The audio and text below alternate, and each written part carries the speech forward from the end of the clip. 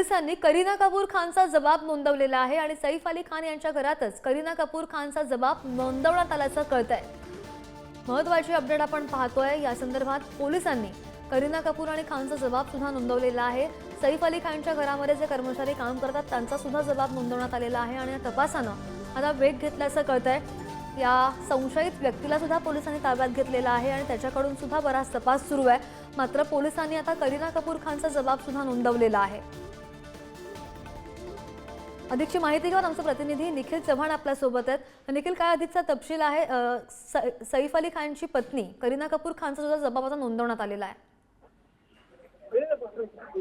नक्कीच आपण पाहिलं श्रद्धा, तर आज सकाळपासूनच पोलीस विविध अनुषंगाने हा संपूर्णपणे तपास करत असताना आता मात्र करीना कपूर यांचा सुद्धा जो जबाब आहे तो नोंदवण्यात आलेला आहे। या आधी आतापर्यंत पोलीस आहेत ते संपूर्णपणे चौकशी करत होते, परंतु सैफ अली खान यांच्यावरती जेव्हा हल्ला झाला त्याच्यानंतर काही वेळातच करीना कपूर त्या ठिकाणी आल्या आणि संपूर्णपणे माहिती आहे ती घेतलेली होती आणि आता त्यांच्या जबाबानुसार जो पुढे गुन्हा नोंदवण्यात आलेला आहे त्यामध्ये देखील ह्या जबाबाची ती आता मदत घेतली जाणार आहे। आणि करीना कपूर यांनी ज्या पद्धतीने हा संपूर्णपणे घटनाक्रम सांगितला त्याच्या अनुषंगाने देखील आता पोलीस हा संपूर्णपणे जो तपास आहे तो करतील। प्रामुख्याने यावेळी घरामध्ये कोण कोण उपस्थित होतं आणि त्यासोबतच घरामध्ये काम करणारे व्यक्ती नक्की या ठिकाणी कोण कोण उपस्थित होते या संदर्भात पोलिसांनी जी माहिती आहे ती करीना कपूर कडून घेतलेली आहे आणि करीना कपूर कडून माहिती घेतल्या असताना आता जो जबाब आहे तो नोंदवून घेण्यात आलेला असून पोलीस आता पुढची जी